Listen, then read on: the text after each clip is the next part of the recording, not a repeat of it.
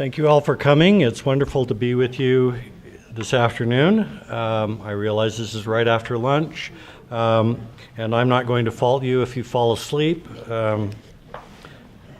That's what academics do. We're sort of like high council speakers. And I realized that watching this morning's sessions that I'm a little unusual. Not only am I not dealing with a grand celestial topic, but I'm also probably the only one who's going to appeal to archaeological evidence in my talk. The 23rd chapter of Matthew is completely devoted to Jesus' denunciation of the scribes and the Pharisees. Note who comes first. Most Latter-day Saints, if pressed, could give a reasonable approximation of what a Pharisee or a Sadducee believed. But why does Jesus spend an entire chapter condemning scribes? Pharisees and Sadducees follow certain dogmas. It might therefore stand to reason that the scribes followed some sort of dogma. Thus, New Testament scholars claim that the scribes were the accepted teachers and interpreters of the Torah without providing evidence for the assertion. One might see some support of this in the Dead Sea Scrolls, where Enoch and David are both seen as scribes, but those are historic and not contemporary individuals. That the scribes were a separate sect is unlikely, as they are not listed in the Jewish sects by Josephus. The Mishnah notes that the Pharisees and the Sadducees opposed each other and took opposite positions, particularly on fine points concerning purity, particularly when it came to food. Apparently, picky eating was seen as a virtue. Unfortunately, the Mishnah doesn't deal whether with gluten-free, casein-free, or vegan. The Pharisees thought of themselves as purer than thou, but to those who were serving in the temple, the Sadducees, the Pharisees were unclean. While Latter-day Saints tend to view Rabbinic Judaism as the direct descendant of the Pharisees, the Mishnah distanced itself from them, claiming that the humiliations caused by the Pharisees weary the world. The Mishnah also notes that the Pharisees took a different position from the Galilean heretic, presumably Jesus, on divorce. We might then think that the scribes were the antecedents of the rabbis, and this might be possible, though I'm not convinced we should follow the argument down that rabbi hole. Besides, we know that some scribes belong to the Pharisees, so it's not a separate dogma, nor are the two synonymous. Instead of asking what the scribes believed, we might understand Jesus' comments better by following his injunction, "By their fruits ye shall know them," and paying more attention to what the scribes did. We tend to think that the scribes copied books. They did, but that was only a small portion of what they actually did. We also seem to think that they were some sort of experts on the law of Moses, and some may have been such, but many were probably not. For understanding scribes, the New Testament gives us very little help, even though it uses the term for scribe 67 times, all but 6 of them in the Synoptic Gospels. Evidence, however, is plentiful because almost every written document from the ancient world was written by a scribe. If we limit ourselves to Jesus' day, the first half of the first century, we find scribes doing a number of things just by looking at the documents that they wrote. Limiting ourselves to papyrus documents written at that time, we find that there are a mere 7,304 relevant papyrus documents. This gives us some idea of what the scribes wrote. Let's take a sample of 600 of these documents. Okay, we find the following: 278 documentary texts, 56 receipts, 52 letters, 42 accounts, 25 lists, 22 contracts, 9 notices, 6 literary texts, 2 Iliad, 1 Odyssey, and 3 others. 6 declarations, 5 gifts, 4 loans, 4 sales, 4 fragments, 3 marriage documents, 3 reports, 2 disputes, 2 loan repayments, 2 petitions, 2 toll receipts, 1 court record, 1 dedication, 1 division of inheritance, 1 divorce, 1 inventory list, 1 legal complaint, 1 order, 1 painting, 1 Penthemeros certificate, 1 register, 1 religious text, 1 scribal exercise, 1 Cytologus receipt, 1 summons, 1 tax list, 1 tax receipt, 1 blank, and 44 unclassified. Copying literary text is only 1% of the output of scribes. The vast majority of the time was spent making documentary text, drawing up business documents. It might be argued, however, that these are documents from Egypt, not Judea. From Judea, we have the following 300 texts written in Hebrew or Aramaic. 111 funerary inscription, 28 letters, 21 deeds of sales, 15 labels, 6 lease contracts, 6 delivery reports, 5 accounts, 4 debt contracts, 4 marriage contracts, 4 inventories, 4 lists, 3 receipts, 2 deeds, 1 divorce document, 1 deed of deposit, 1 load, 1 deed of gift, 1 waiver of claims, 1 purchase report, 1 scribal exercise, and 6 miscellaneous texts and 74 unclassified fragments. The mixture of the text is a bit different, but the general types of text that scribes write are essentially the same. One can better understand the role of scribes in the ancient world by noting some observation made by archaeologists. Writing usually appears in association with the rise of the state. This is true in Mesopotamia and Egypt, and rather well known. It is also true in Anatolia with the Hittites, but also true of the Luvian and Aramaic kingdoms and also of Israel. Not every state needs scribes, but scribes make large states work more efficiently. Writing may not originate with the state, but chances of finding writing before the rise of states is virtually nil. Over time, most writing is destroyed. To illustrate, every year in ancient Egypt, in every nome, there were tax summaries for government officials. With 42 nomes over 3,000 years, there should have been about 250,000 of these summaries. We have one that has survived. To find writing archaeologically, there must be lots of writing. This means lots of scribes. Perhaps there's only one scribe per village, including its many associated hamlets. But those 7,000 papyrus documents from Jesus' day that have survived indicate an army of scribes at work. The Roman Empire included 50 to 80 million inhabitants. There were about 1,000 cities with 5,000 to 10,000 people living in them. By comparison, the student body attending BYU is 3 times the size of a large Roman city.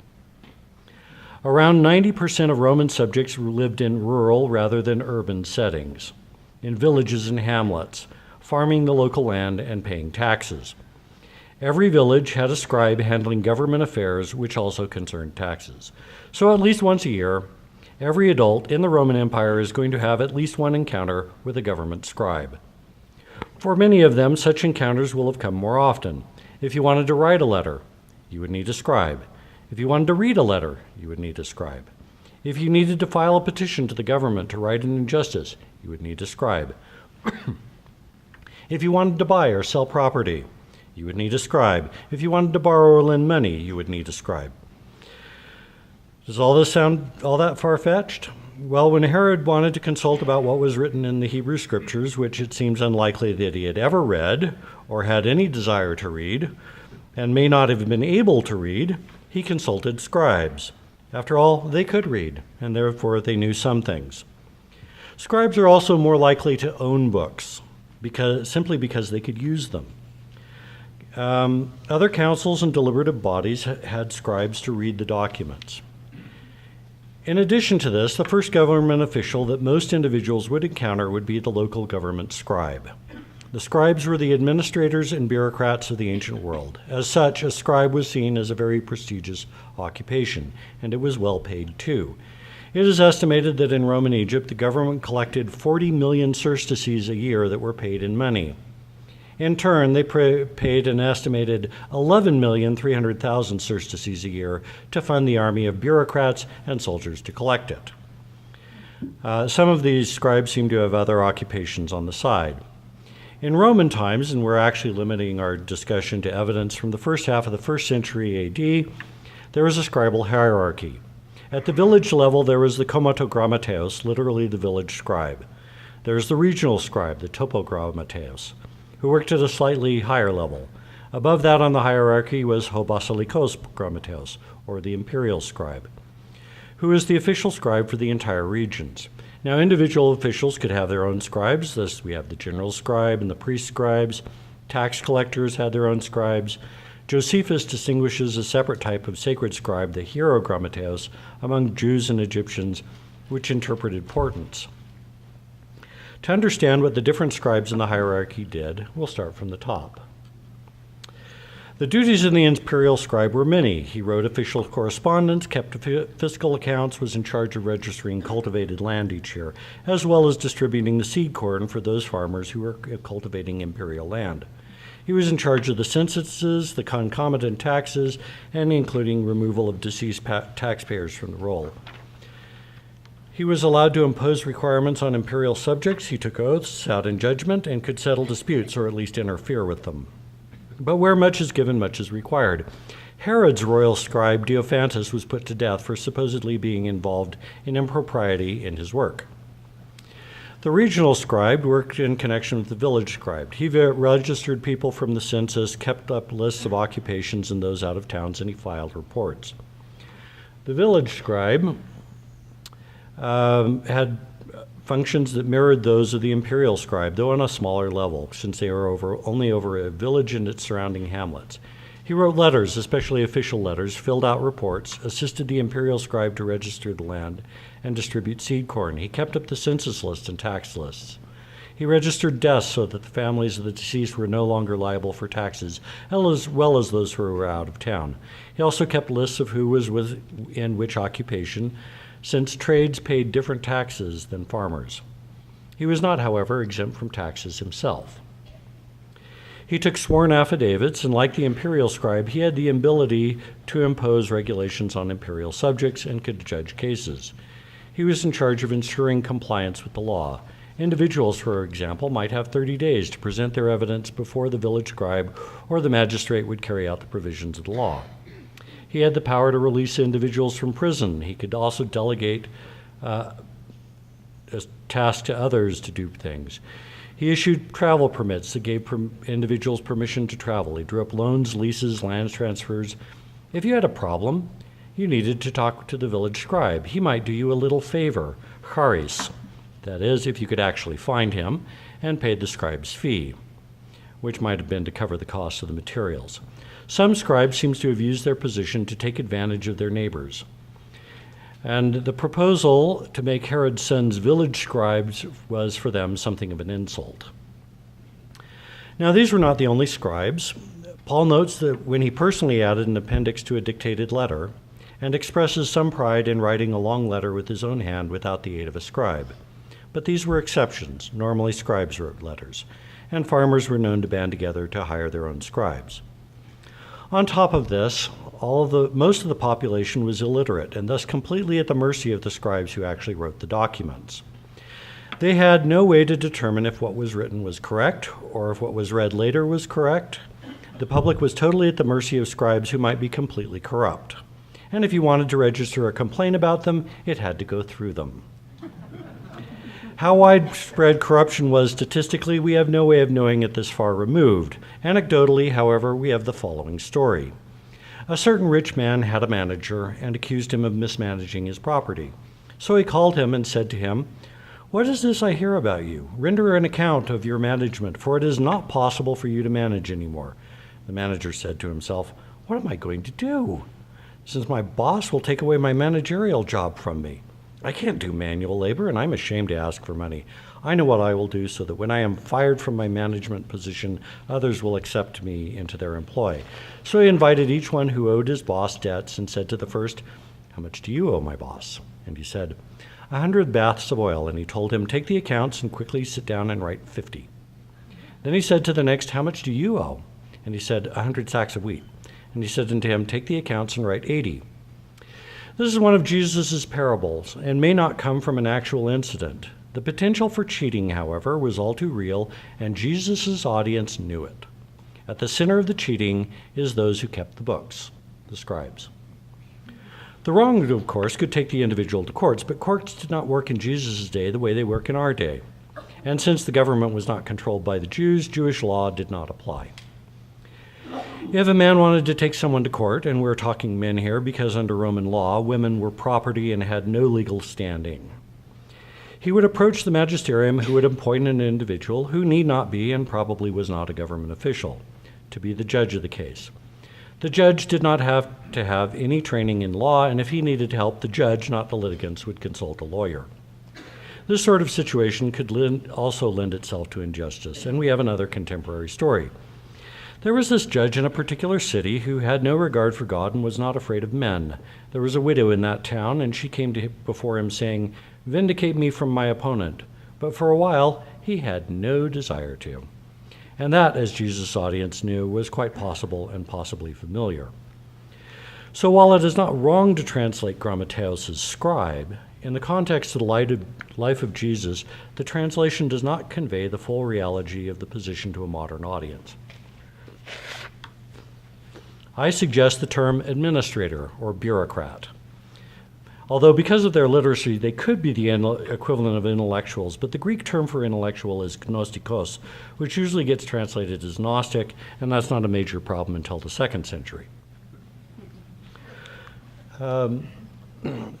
So what did the administrators and bureaucrats of in Jesus' day not like about Jesus? They did not like that his followers did not wash their hands before eating, since that was proper etiquette. And some of his followers were obviously a little rough around the edges. They did not like the people he hung around with, tax collectors, sinners, and others from the basket of deplorables. This seems a little ironic, as the bureaucrats were part of the tax collection racket, but they did not actually collect the taxes, and they were also subject to them. They wanted Jesus to show them proof before they would believe him. That's what they did for a living, demanded documented proof from those who claimed anything, unless they decided to waive that requirement for friends. They claimed that Jesus was demonic. They thought that he blasphemed, that is, spoke ill of God, by suggesting that he could forgive sins. Hiding sins was something that bureaucrats did for their friends. Otherwise, they held people's sins over them to manipulate them. How dare Jesus forgive them? After all, they did not like all the attention he was getting. He disturbed their quiet little routines. He did not follow their rules. They wanted to know where he got his authority, because they were in charge, not him. So Jesus correctly predicted that administrators would try to kill him. And so, then the high priest and the administrators and the elders of the people gathered in the courtyard of the high priest, who was named Caiaphas, and they began to plot together so that they might cunningly take and kill Jesus. Not all administrators in Jesus' day rejected him. When one administrator came unto him, he said, "Master, I will follow you wherever you go." And Jesus said unto him, "The foxes have dens, and the birds of heaven take shelter, but the Son of Man has no place to lay his head." Recall that foxes did not have great reputations in Jesus' day. Just consult Aesop. Jesus was telling this man that he would be an outcast and lose all his perks. Was he willing to give that up? We don't know. Jesus held out hope for salvation for the scribes. Every scribe who becomes a disciple is like a landholder who brings new and old things from his storehouse. At least one of the administrators agreed with Jesus' reasoning and was not far from being converted, but we don't know if he ever did. Now let us consider what Jesus had to say about administrators and bureaucrats. Jesus reserved his harshest language for administrators. He called them the offspring of vipers, blind guides, stupid and blind, literally morons. That's the Greek term that's used. Hidden tombs, whited sepulchres. They were only concerned with outward appearances, but were actually full of greed, entitlement, rapaciousness, and debauchery. Beware of administrators who desire to walk around in fine clothes and greetings in the marketplace, and seats at the front of the synagogues, and the seats of honors at banquets. Those who devour the houses of widows and make long prayers shall receive greater condemnation. Jesus compared administrators to hidden graves because you got into trouble without even knowing you were doing so. Getting stuck on the tiniest of details while overlooking gross crimes. Predictably, their response was to try to catch Jesus at something that he said so that they could accuse him of something and get rid of him. You tithe mint and anise and cumin, tiny spices, and it was the bureaucrats who kept track of all that, and you abandon the more important parts of the law, discernment and mercy and faith. These things it was necessary to do without abandoning the other. So Jesus warned the people, if your righteousness or justice does not exceed that of the administrators, you will never enter the kingdom of heaven. The implications is that administrators lead from behind on moral issues and can be morally inferior to those they think they are leading. No wonder Jesus taught them as one who had authority and not like their administrators. who, as we have seen, thought they had authority. Jesus acknowledged their authority, saying that they sat in Moses' place. Whatever they tell you to observe, observe and do, but do not do according to their works, for they say and do not. They were hypocrites, a term Jesus applies to them 7 times. Their bad examples encourages others to do likewise. You traverse sea and dry land to make just one convert, but when that happens, make him twice the son of hell that you are. They closed off the kingdom of heaven from men, for you will not enter, neither will you let those who would enter go in. They only appear to be righteous. They build the tombs of the prophets whom they would kill if they were alive. Jesus also warned his disciples that they could not expect any better. If they have called the householder Beelzebub, how much more those of his household? The time will come that everyone who kills you will think he is offering a service to God. So it's worth paying attention to what Jesus had to say about the scribes, because unlike the Pharisees, they are still with us. The Pharisees were an intellectual fad, and like most intellectual fads, had their fleeting moment in the sun before vanishing into the dustbins of history, just like the Sadducees, the Essenes, the Neoplatonists, the Gnostics, the Manichaeans, the Mutazilites, the Euphuists, the Phrenologists, the Mesmerists, the Positivists, the National Democratic Socialist Workers, the processual archaeologists, the Soviets, the New Mormon historians, and Mormon media studies. Scribes, that is bureaucrats, are still with us, and since it is the nature and disposition of almost all men and women, not merely most, to abuse their authority, we shall always need to heed Jesus' words and warnings about them, and I testify that Jesus' words are true. Thank you.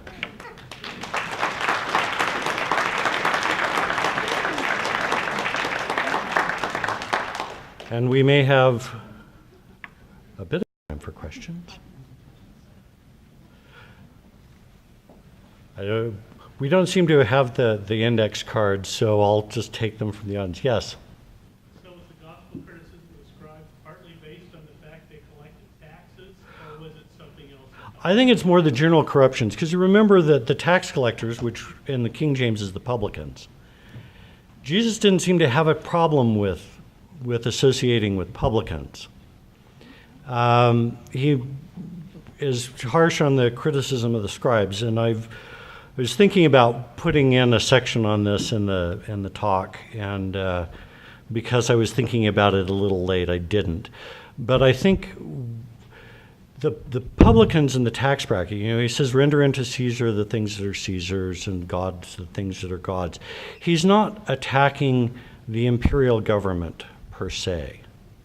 He's attacking the local corruption. And so there may be a difference there, is that that the movement wasn't so much against system-wide injustices as people who were corrupt in administering the system in the first place. And that's one way you can view the difference between what he does with publicans and what he does with scribes.